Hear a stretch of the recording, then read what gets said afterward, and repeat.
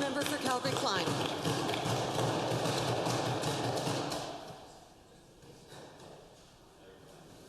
Calgary-Klein.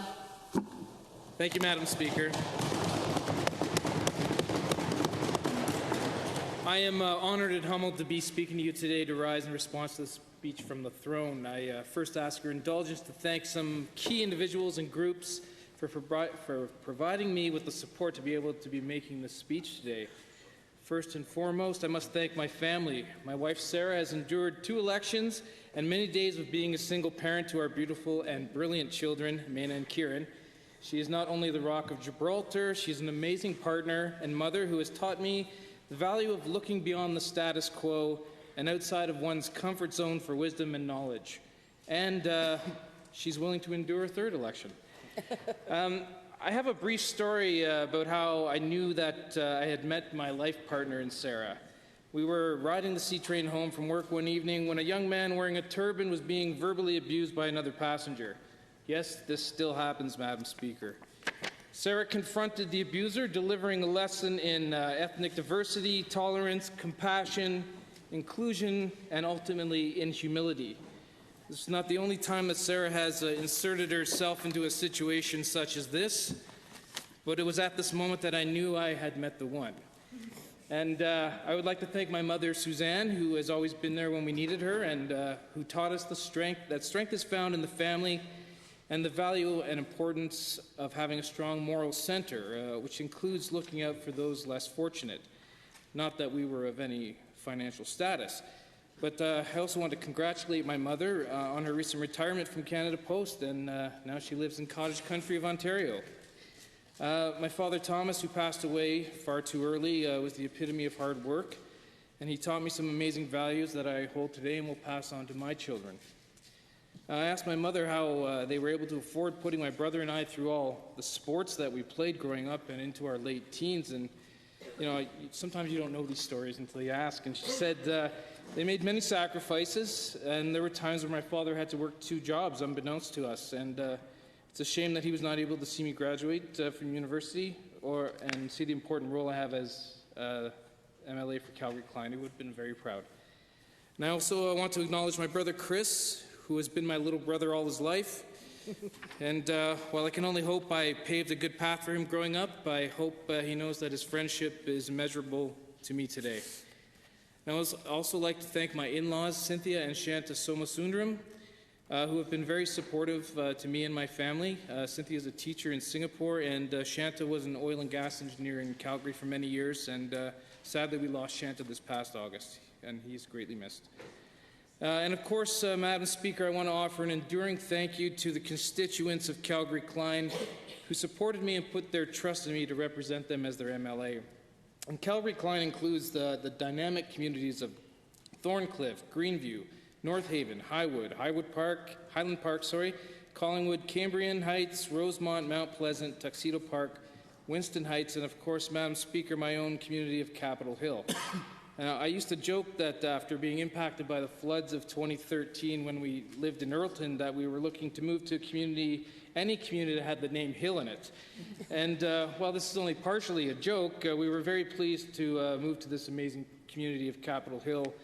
And Capitol Hill has Campus Preschool, which is the oldest cooperative preschool in Calgary. And my daughter also attends there, and my son will attend there as well. And this preschool was started by a group of female graduate students at the U of C, and 50 years ago, this year as a matter of fact, and as a means of providing affordable daycare while they attended school. And Campus Preschool continues to operate much the same way it did 50 years ago, where all the parents rotate volunteering to keep costs down, and I will be volunteering there again this Friday myself. And of course, in Calgary-Klein, we have one of Calgary's largest inner-city parks, Confederation Park, which my family can access right at the end of our street. It's quite wonderful. These great communities have very active community associations, from which I've learned a great deal about the strengths and challenges of these communities, as well as what can be accomplished when people work together. One thing I can say about these communities is that I've never seen them resort to NIMBYism. When new projects are presented, they are thoughtful about what it means, good or bad, and they are always there to help with advice on these matters. Calgary-Klein is a diverse constituency that starts in the south along 16th Avenue. It's very urban, with many young families and older communities in residential areas living in new infills side by side with one-room bungalows that have residents that have lived there for 50-plus years. It extends north to the more spread-out suburban areas, and it also includes several industrial parks that employ many Calgarians without them having to travel to the outer industrial areas. There is a great diversity in income levels, ethnicity, and of backgrounds, from longtime residents to new Canadians, but to attend an event in any of these communities is to witness the strength of the collective. Madam Speaker, the constituency of Calgary-Klein has seen many changes to its electoral boundaries as the city of Calgary has grown. It is steeped in history, and it's had many significant representatives in its boundaries and significant changes in government representation. Some notable individuals include Ernest Manning, a social credit premier, who is still distinguished as being the longest-serving premier, as well as the youngest premier in Alberta's history at the age of 34. Not much older than several of this government's caucus. Perhaps we have a future premier among some of our younger caucus members, for sure. Liberal Leader of the official opposition and eventual Lieutenant Governor of Alberta, Grant McEwen, also held this seat between 55 and 59. Between 1955 and 1959. There's also been a Dominion Labour Party MLA, Fred White, between 1921 and 1935, and Aylmer Leismer, who was a cooperative Commonwealth Federation MLA from 1944 to 1952. And Madam Speaker, there's also been a few progressive conservative MLAs in this riding since 1971. In fact, it was redistributed and renamed in 2012 after former Premier Klein, which, Madam Speaker, provides me with great delight when I say that I am the first NDP MLA to represent the great constituency of Calgary-Klein. While the constituents of Calgary-Klein are diverse and resilient and have seen an economic downturn before, what they haven't seen, Madam Speaker, and something I am proud to be a part of, is a government that is working through this difficult downturn in the economy in a way that has the least amount of impact on Albertans in need of support right now. And this means not cutting frontline services and not reducing jobs that cripple family incomes and reduce their spending capacity at our local businesses and restaurants. But rather, we ask that corporations and the wealthy whom have had, and many acknowledge this, many years in which they haven't paid the same as their counterparts in other provinces. And at the same time, Madam Speaker, our government is working to strengthen Alberta's economy that will help us weather future economic shocks due to sharp drops in oil prices. We are doing this by encouraging investment in Alberta, not only in the oil sector, Madam Speaker, but in other areas that this province has a competitive advantage in, such as agriculture, forestry, and tourism, and in other areas which we can build new and dynamic industries. The Alberta Petrochemicals Diversification Program that was introduced a few weeks ago is a great initiative to what many have seen as a problem that perpetuates economic slumps in Alberta's oil sands, and that is that we rely too much on the raw materials for our source of revenue. Madam Speaker, the real money is always in the finished product. We only have to look to west of British Columbia's forest industry and its many years of shipping raw materials and the incredible negative impact that this played on that industry. The Alberta Petrochemicals Diversification Program will also help with employing those currently employed in the coal industry as the province begins to wean itself away from this form of energy. Madam Speaker, I believe that we are looking down the road to a new and prosperous future in Alberta's most important sector. And Madam Speaker, I believe that this government is taking Alberta in the direction to truly have the diversified economy that we've always talked about but have never seen come to fruition.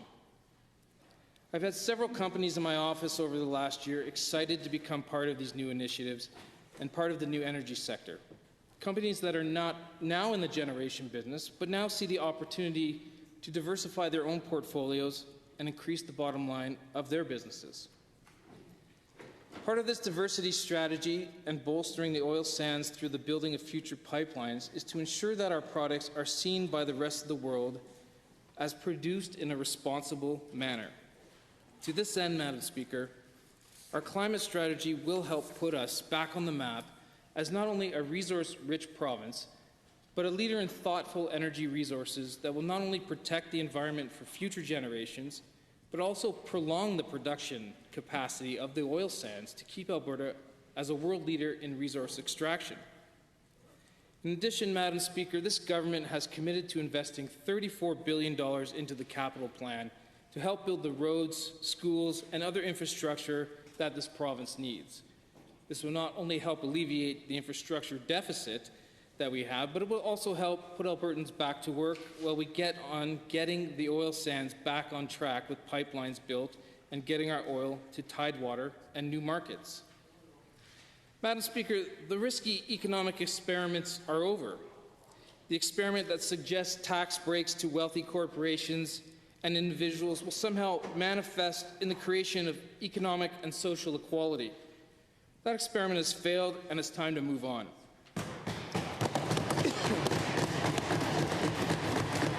There's been too much emphasis on this aspect over the last 30 years, Madam Speaker, which has created a vacuum for those not fortunate enough to work in these high-paying industries. Honourable Member, I hesitate to interrupt, but pursuant to Standing Order 4 Sub 2, the Assembly stands adjourned till Monday at 1:30. The honourable member for Calgary-Klein. Thank you, Mr. Speaker. I am honoured to continue my response to the throne speech. Mr. Speaker, this government is taking an approach to the economy that encourages investment not only through incentives, but through the fact that we are working to ensure that we have the best standards, the best workforce, the best infrastructure such as roads, hospitals and schools, great access to capital, and yes, competitive tax and royalty structures.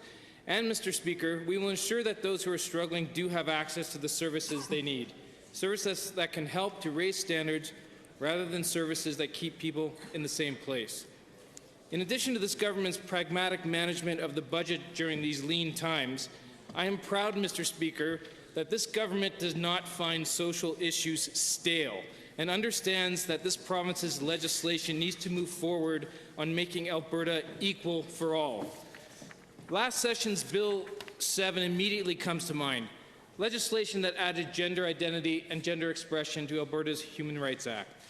Mr. Speaker, I'm also extremely pleased and proud that we will introduce the Alberta Child Benefit that will see Alberta's low-income families with 2 children receive an additional $3,000 a year.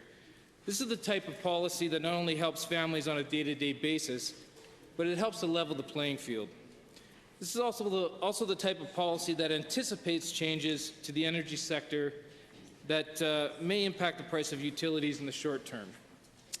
I'm also proud that this government has moved to ensure that the LGBTQ children will feel safe in their schools and that the school boards are moving to ensure the same. Mr. Speaker, as noted in the throne speech, this government is moving towards ending the poverty-inducing cycle of payday loans in this province, and will be looking at ways to ensure that small loans can be given out without families going into further debt. In closing, Mr. Speaker, Albertans need a government that puts the interest of all Albertans at the forefront of its policies and its responsibilities. We need a government that removes the tunnel vision and sees the diversity of people that live in our great communities and the diversity of challenges that we all have. And, Mr. Speaker, the Lieutenant Governor has reinforced that this government is in fact the government that understands Alberta's current and future economic needs. It is also the government that understands the need to ensure that the economy works for everyone. Thank you.